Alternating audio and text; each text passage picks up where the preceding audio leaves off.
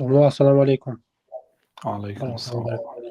خانه ما به خشواندان میگویند که خانه شما وازبین بیام اگر سرم درد میکند با میخواد و میگن چی مسئله میشه چه کنیم چا اگر آنها خیلی آب چیلتن میگفتن در جاهای ما آبایی که فالبین و جادوگران میتونن اگر هم خیلی آبا خوردگی باشن همون دستوری فالبین و جادوگرها را گرفته باشن این ترمینی همون ها هست.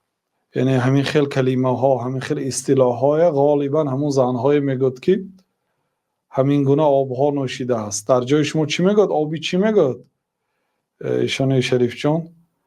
نه، در جاهای ما آبی چیلتن میخوردن، آبی همون فالبین ها میتین. خلاصه این آبه کسانی که همین خیلی آب نوشیدن همین خیلی یا آدم دیندار و یا قرائت قرآن و یک جای پاک بینن خامیازه کشیشان شروع میشد و دیگه برایشان وزبین میتاود. این سخنی آنها اعتبار نیست. اگر خودتان در وقت نماز در وقت قرائت قرآن یگان وزنینی یگان مشکلی حس کنید، بله در بعضی خانه ها جین ها جای گرفتگی هست، اهل خانواده را اذیت میتید. بنابراین اون خانه ها در بسیار کشورها هست، همین خیلی خانه ها مردم اون خانه را با پول ارزان میفروشن و میرن. یا بیچاره دیگر میبیند که خانه جاش خوب است، قد و قامتش خوب است، مساحتش خوب است، نرخش خوب است، میخرد. یک ماه دو ماه زندگی میکند که همه کسا بیمار میشن، مشکلی ها به سرشان میبیاید، با خانه را فروخته میروند. این نادرست است که خانه را نگفته فروختن. یعنی به من هم خیلی مراجعت ها شد، من گفتم چی؟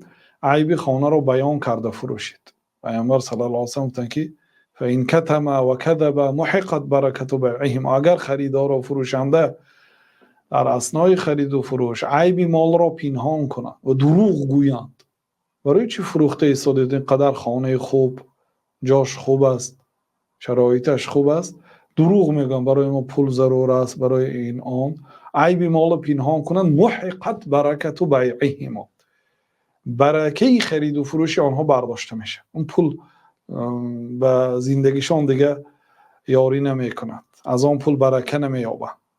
بنابراین خوب باشین که گفته فروشید که این خانه چیزی دارد، مقصد جین ها جایگیر شدگی هستند، غم میتین.